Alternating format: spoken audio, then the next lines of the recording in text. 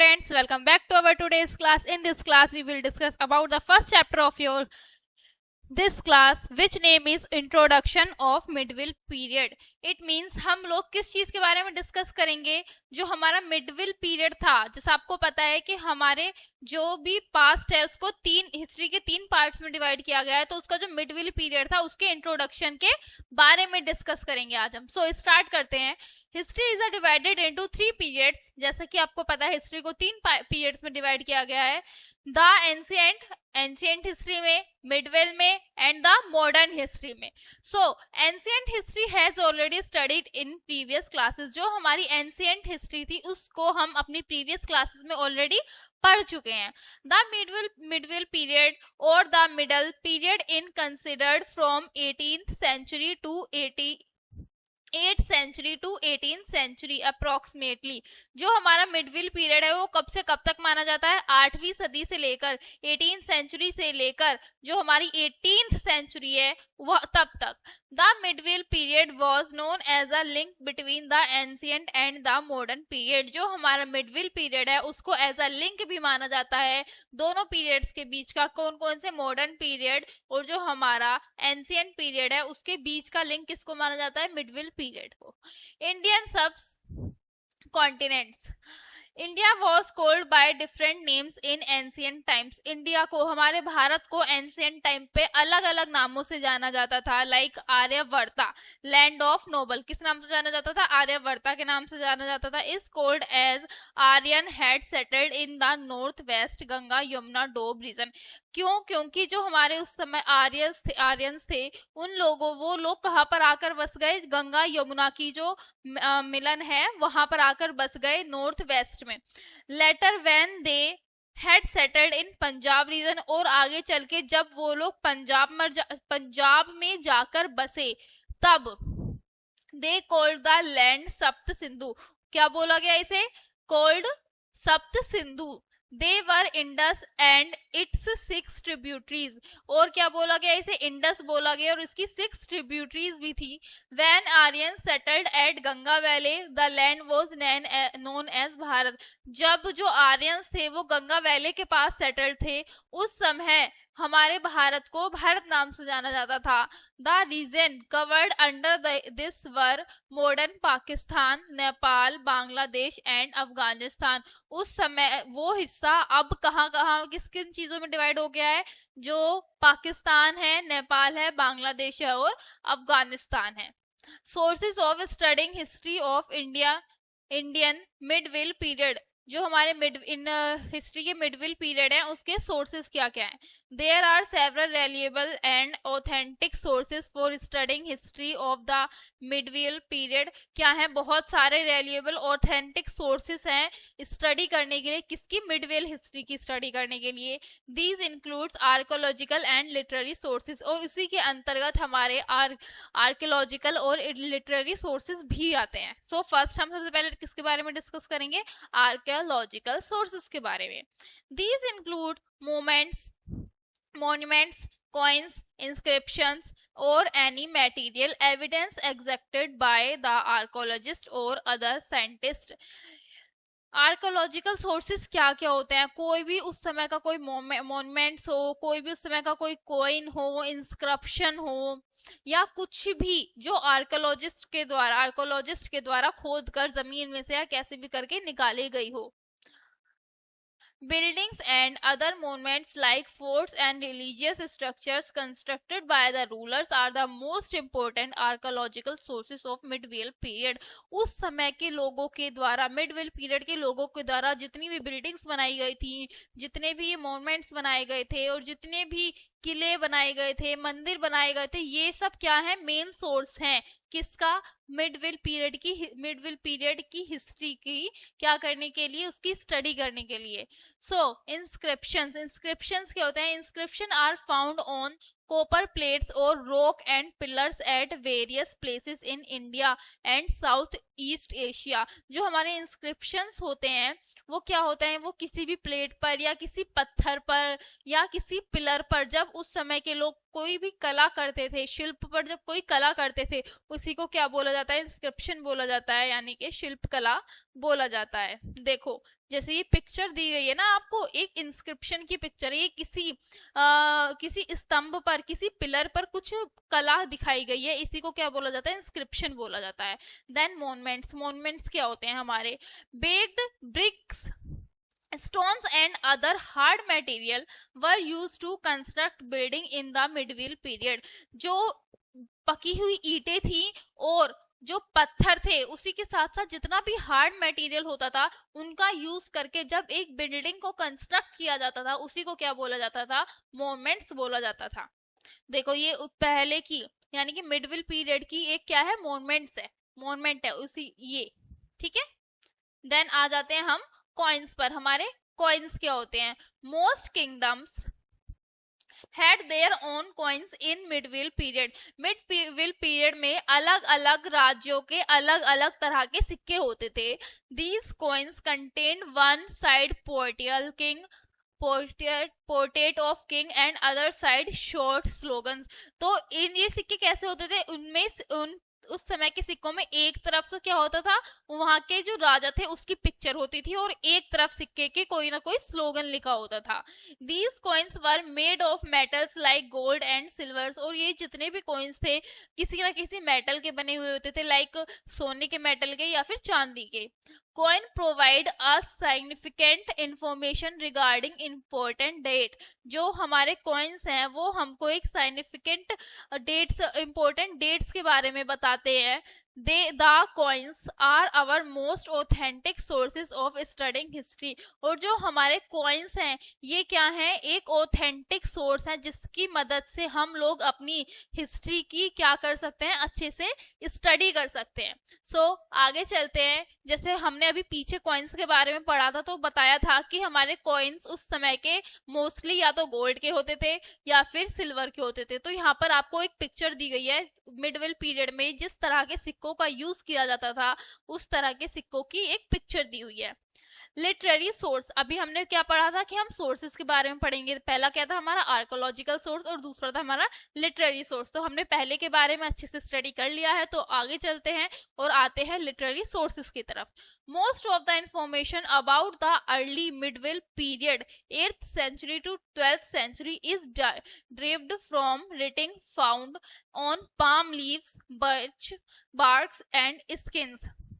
जो हमारी मिडविल पीरियड की जो शुरुआती हिस्ट्री थी, जो पहली 8th सेंचुरी से लेकर 12th सेंचुरी तक की जो मोस्ट हिस्ट्री के बारे में हमें पता चला है, वो हमें मोस्टली लिटरेरी सोर्सेस के द्वारा ही पता चला है। क्यों?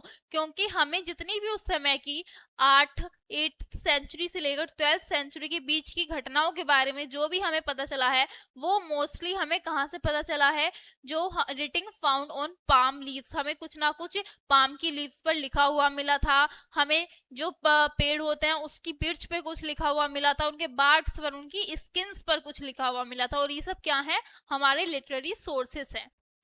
All the languages spoken today had come into being at various period of time on the medieval age। आज हम लोग जो अपनी आम तौर पर बोलचाल की जो हमारी भाषा है वो भी कहाँ से, उसका भी उदय, उसका भी वो भी कहाँ से आई, हमारी मिडविल पीरियड से ही आई है।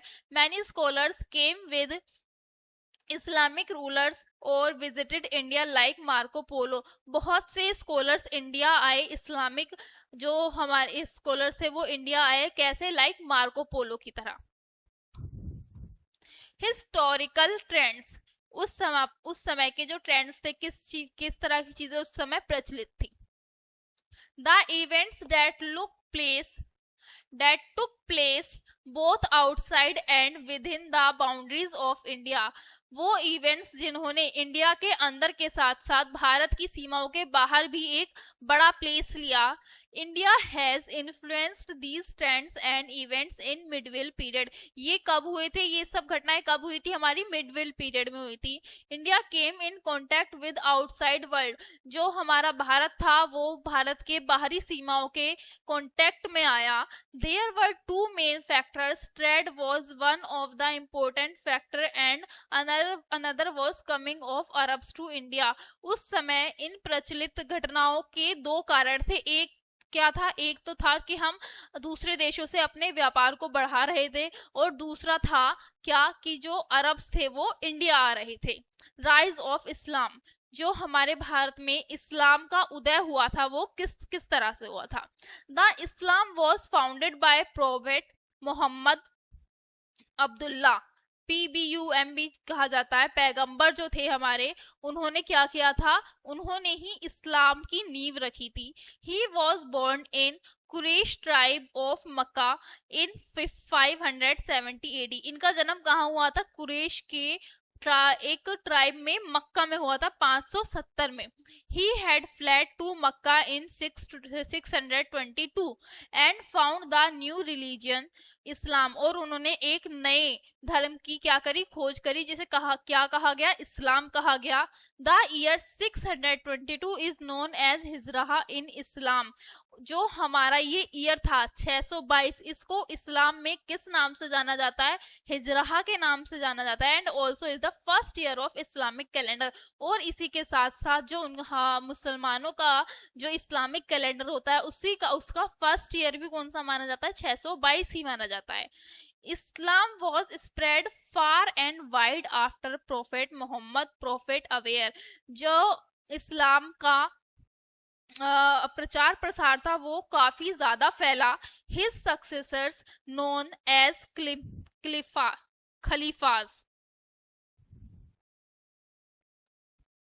आफ्टर उनकी डेथ के बाद जो इस्लाम का प्रचार प्रसार काफी ज्यादा हुआ, और उनके जो थे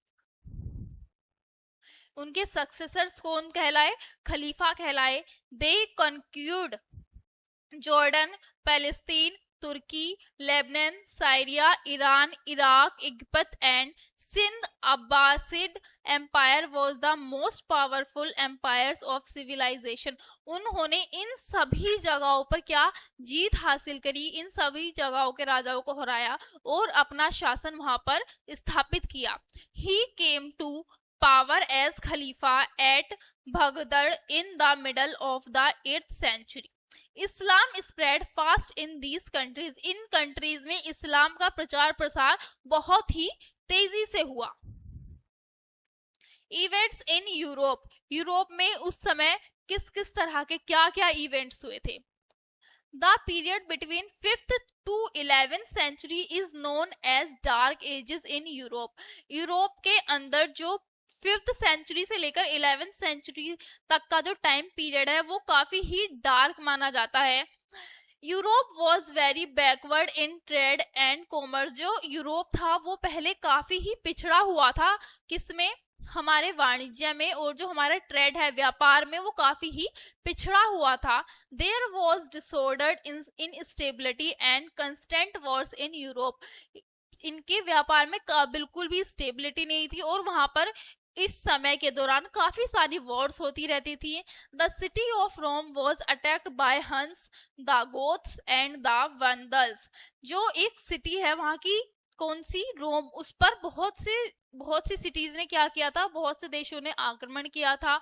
वंडल्स means a person who deliberately destroy और डैमेजेस पब्लिक और प्राइवेट प्रॉपर्टी। वंडल का मीन होता है जब कोई इंसान जानबूझकर किसी पब्लिक पर्सन या किसी की प्रॉपर्टी को तहस नहस करता है, उसको क्या बोला जाता है, वंडल बोला जाता है। The common man was leading a watched life. और उस समय के जो कॉमन लोग थे, आम जनता थे, वो काफी ही दुखी जीवन व्यतीत कर रहे थे। During this time the only cultural development which lead to prosper in Europe was Christianity. उस समय केवल एक ही चीज का विकास हुआ था, किस चीज का, वो था एक उनके धर्म का, क्रिश्चियनिटी का। These developments in Europe affected the world। और यूरोप के इसी डेवलपमेंट ने पूरे वर्ल्ड को क्या किया, अफेक्ट किया। India was affected by trade and crushed holy wars of European countries और अनदर कंट्रीज के साथ साथ हमारा इंडिया भी इनकी क्रिश्चियनिटी का जो वहां पर क्या हुआ था, काफी ज्यादा विकास हुआ था, उससे क्या हुआ, काफी ज्यादा प्रभावित हुआ। Then China. अब चाइना में जो मिडवेल पीरियड की स्थिति थी वो कैसी रही। देखो, China society and cultural cultures had attained climax in the 8th and 9th century under Tang rule. जो चाइना की सोसाइटी थी उस समय वो अपनी चरम पर थी और उस समय रूल कौन कर रहा था? Tang. Chinese merchants had vastly improved and increased their trading relations with India। जो उस समय के व्यापारी थे उन्होंने इंडिया के साथ अपने बहुत ही अच्छे व्यापारिक संबंध स्थापित किए। The trade was carried through India by land route, the sea route and the silk route. उस समय जो इंडिया और चाइना के बीच व्यापार किया जाता था वो किस किस रूट से किया जाता था? लैंड रूट से, सी रूट से या फिर सिल्क रूट से। With trade Buddhism and Islamic religions also reached China. व्यापार के साथ साथ हमारे जो बुद्धिज्म और इस्लामिक रिलीजियंस थे वो भी चाइना पहुंचे। A new wealthy group of Chinese developed as a result of trade called mandarins. They dominate the Chinese society even today. और आज भी वो लोग चाइनीज सोसाइटी के एक हिस्से पर अच्छी तरह से डोमिनेट करते हैं, अच्छा प्रभाव रखते हैं। ये भगवान बुद्ध की आपको एक पिक्चर दी हुई है।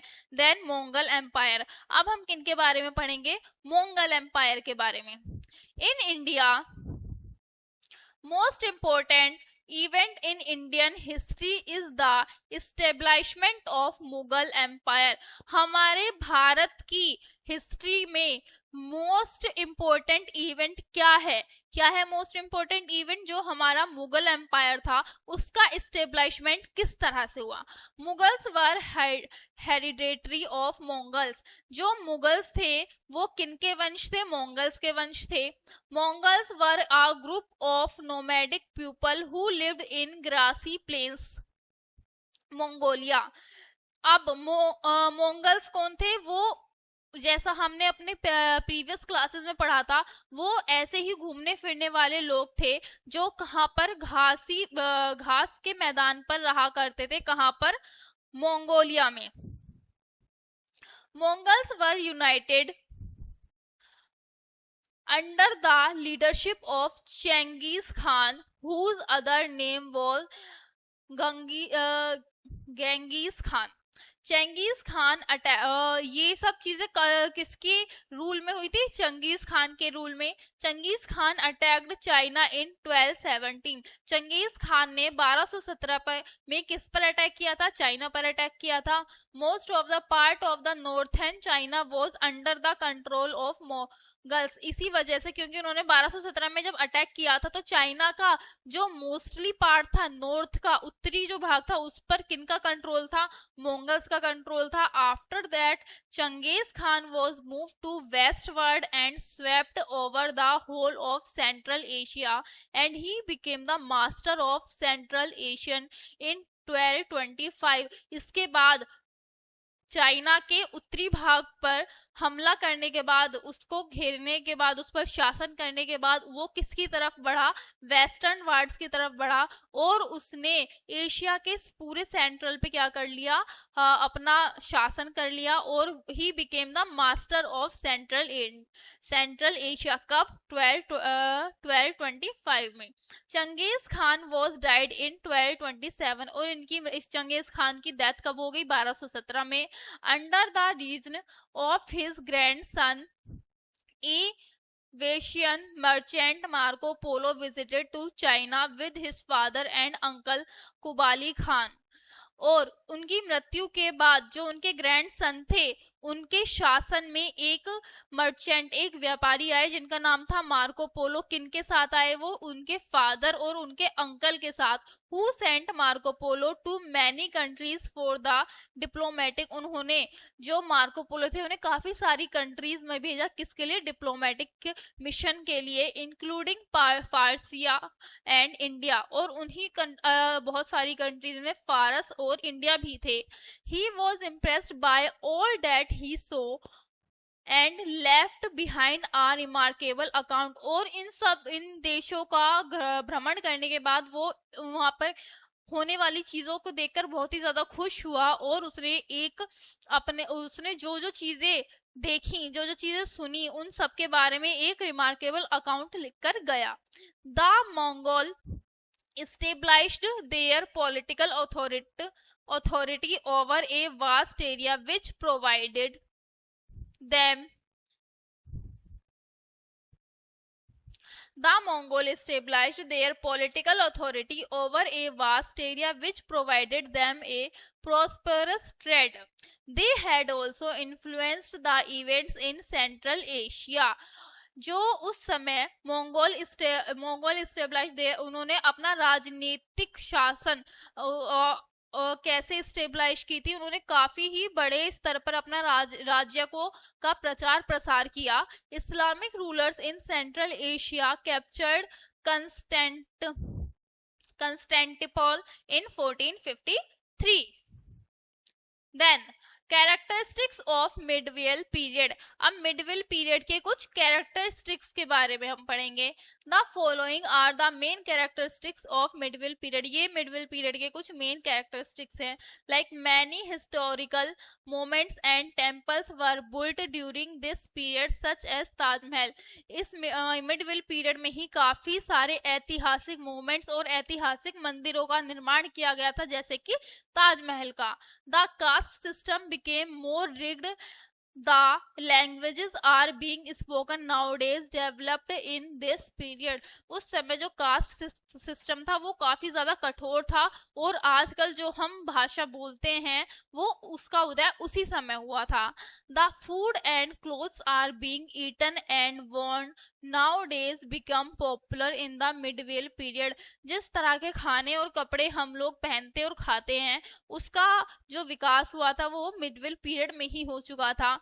Medieval period gave India a multicultural legacy with the fusion of Hindu and Muslim culture. With this intermixture of religious communities, a composite culture has developed and flourished in this period. Okay.